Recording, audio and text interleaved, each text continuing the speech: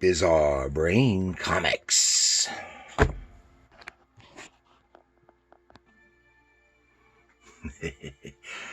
Hello, my comic book friends. Welcome to Bizarre Brain Comics. I am Gary, your host. This is where I like to take a look at some older comics, talk a little bit about the characters and creators, and then examine the stories and the art. Well, this time we're going to take a look at this book right here. With Valentine's Day fast approaching, it's time to look at some romance comics again. And this book,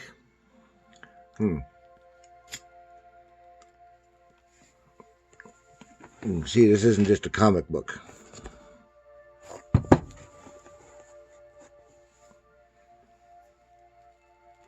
This is Heartthrobs, the best of DC Romance Comics trade paperback.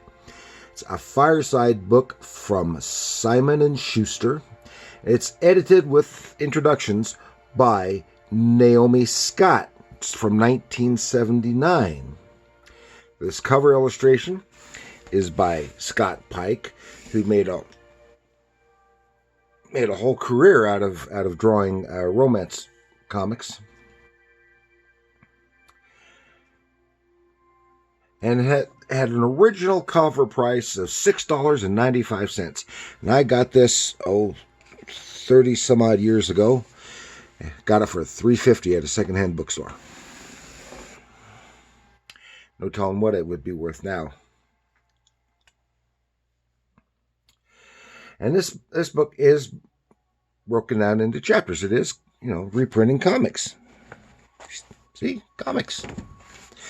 But it is broke it up into chapters with headers by, or introductions to each one by Naomi Scott.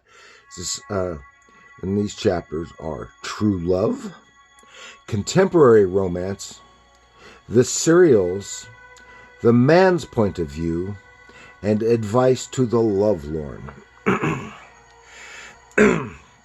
Now, I wish I knew who Naomi Scott was.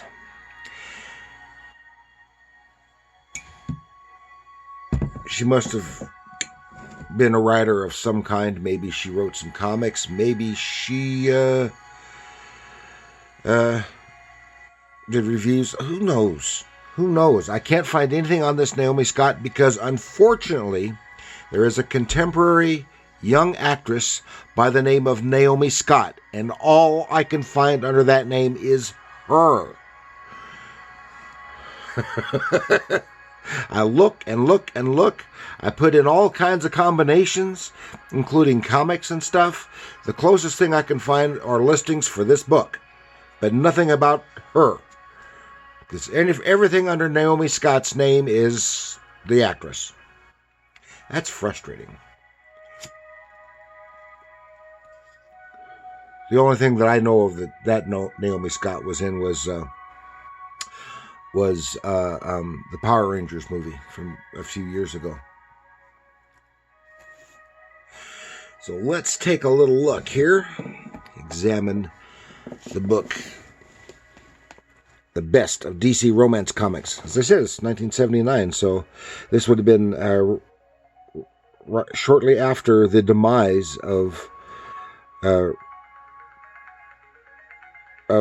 romance comics as a genre, with the exception of maybe a few reprint books from primarily Charlton and maybe some from DC. Here on the back cover has a page, and then it says continued on page such and such inside. It looks like they reprint this page inside. And Heartthrobs. And it sports the work. Of course, most of this stuff was not was without credits, especially in the older days. And so, unless you just know the artists, I know most of the artists' style. I don't know who they are because I've seen them so many times, and some of them are so similar. Because even this cover by by Scott Pike. It actually looks to me like it might have been inked by Vince Colletta. And this is the place where Vinnie Coletta's work shines, or in the romance comics. He gets such a rap, including from me, for some inking so many of the superhero and other comics like that, inking other people's pencils and just kind of spoiling them, except for the very lovely ladies' faces that he comes up with. But that's where he shines, because his work is really nice in the romance comics, because you don't have the dynamism and the action and adventure stuff. So Vince Colletta's work, he works really well in here. And of course got Scott Pike. I don't know who else. I can't remember. So it does have John Romita Sr. has some of his work in here, and his work, no matter what he did, his work was great. But since he could do such lovely ladies and handsome young men, he was perfect for the romance comics. But he was also good at doing the action adventure stuff, so he was great for the superhero comics. And of course John Romita then did some romance comics here for DC. Worked on some Marvel romance comics, and then of course made a long career of doing the superhero comics, and was the art director for Marvel Comics for several years. And he did as far as I'm concerned, the definitive version of Spider-Man. And I really feel the same, that it was pretty much the same way for his Daredevil. And that's coming up in the near future. Here she has a couple. That's acknowledgments. A few pages here, just talking about some of the history, a little bit about the history of the comics, the romance comics, the attraction of it, and the fact that they were almost all written and drawn by men. So it has some of the mostly unintended sexism and stuff, and how they generally had a dim view of women's lib. Whenever they had a story involving women's liberation movement in the 60s and 70s, it was often less than favorable. But it has several of the covers, showing the covers. This one is a really nice one, and it's a famous cover, very iconic for romance comics. It has the tropes. One figure, usually a young lady, sees the love of her life kissing another woman. Well, you have that here with the reflection in their sunglasses. Something happening, usually something like this, and she's crying on the cover, and then her own very lovely face. So this covers many tropes, and is an iconic and very nice cover. I haven't seen it, but there is some other cover more recently, I don't know how recently, but decades later, that paid tribute to this particular cover by recreating it for a different genre. And here's another one. I wish I knew who this artist was. I really like this cover, this young love, the one on the left. I really like this one, and it looks like, to me, like these were done from either life or photo reference. I would say photo reference. They're just little hints in this figure that and the style. It looks almost like Doug Wildey. but I don't think it is. It says Young Love, number 52, 12 cents. And of course, these two images are the same young lady. But one, she's a little bit younger, and it's talking about, I was happy when I looked like this. All my troubles began on the day I looked like this. Very, very moody, very sultry. And I would almost think that was as an image from of Anne Margaret there. While here she looks like Heidi. Yes, some more covers. And showing how and they show how things worked and changed over the history of the romance comics. Very, very pure, very 50s. And a little more. This one is different. This looks, I'm not sure if it's this one.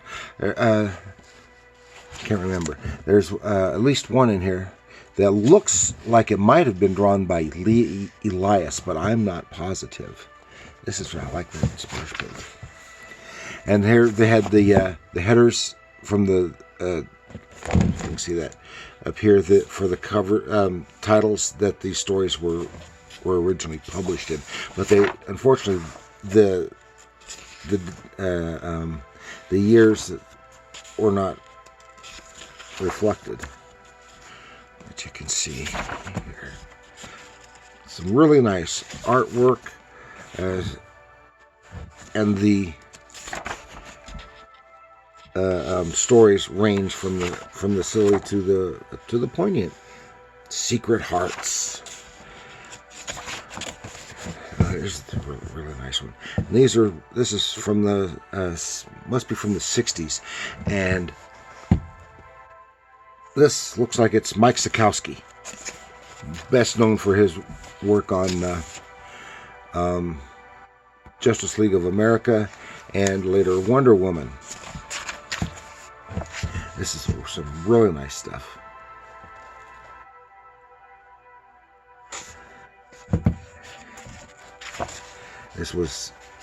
Did this go to the contemporary? No, this is totally, because they had the headers before they went to then the more contemporary. So here's Mike Sekowsky again, or maybe still. Lovely, lovely, lovely work. And here we come into what they labeled as the contemporary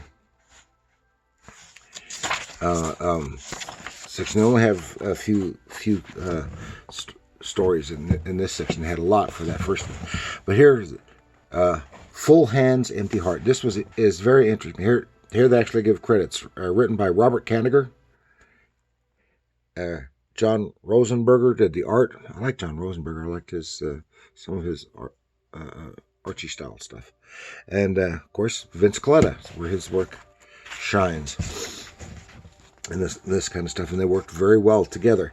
But one of the unusual things about this is, in these romance comics, interracial relationships were very rare and normally ended badly in the story.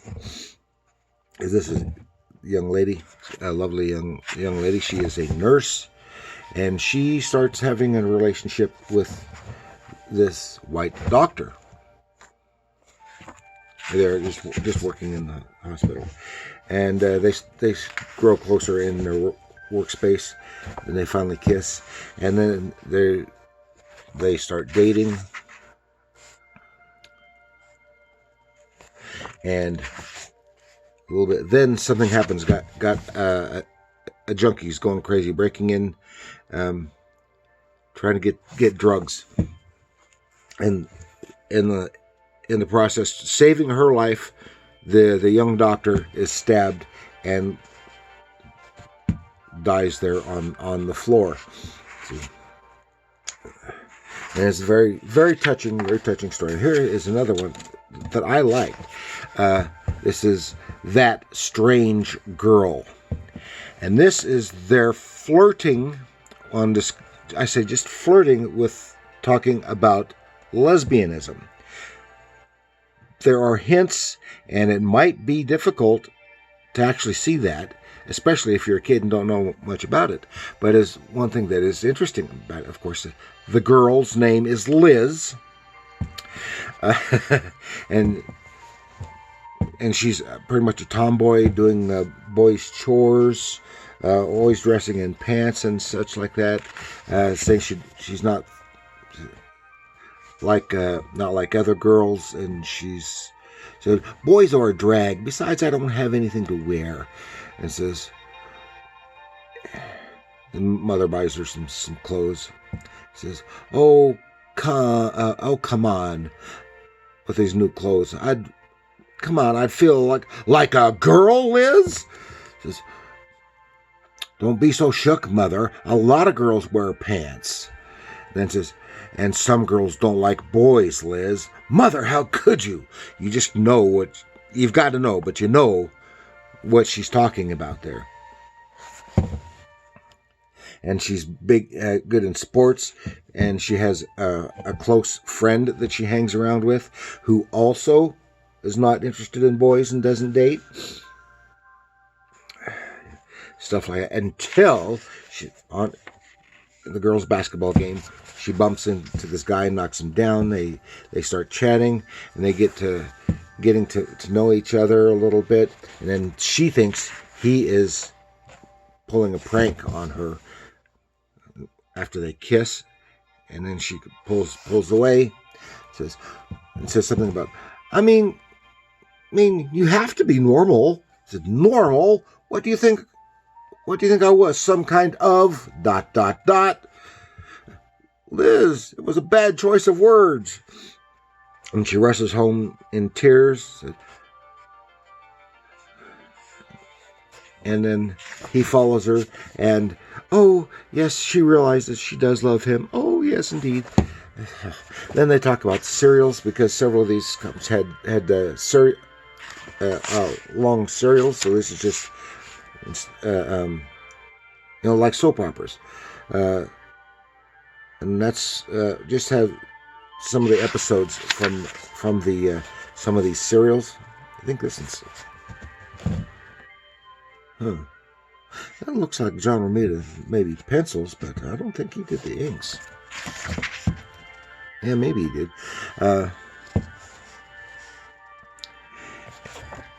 Because, just like soap operas, they had serials like 3 Girls 3, episode 7. It'd be 5 or 6 page episodes for 3, 4, 5. I think one of them had, something like 20 episodes? Ran for 2 or 3 years in one of them. Young Romance, another one, Flight Attendant. And then, let's see, a couple of stories from the man's point of view, which were very rare in these romance, because of course, girls were the target audience.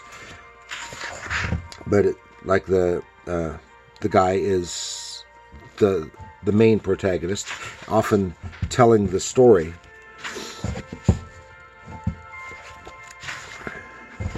Someone to remember how he met the girl and stuff like that. And those were much less prevalent. And then advice to the lovelorn. How many of the comics often had primarily fictitious columns about romance, often or usually by a woman. Like here, Julia Roberts, Romance Report. Of course, Julia Roberts didn't exist. I'm not talking about the actress. And would be written by a man. Then little things about romance or marriage rituals and characterizations in history, oddities in romance.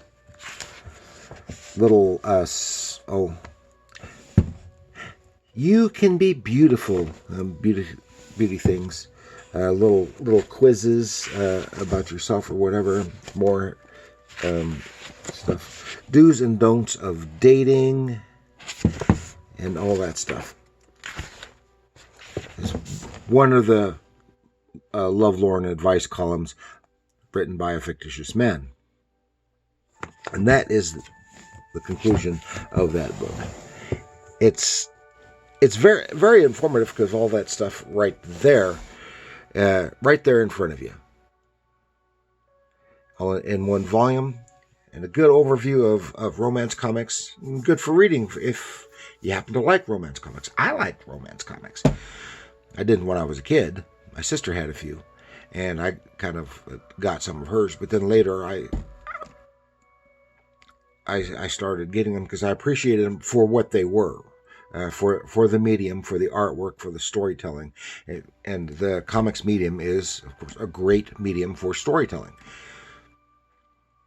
And that's what the whole thing revolves around, is storytelling. So that's all I've got for you here for this time. Thanks for joining me. Please like, share, subscribe, leave a comment.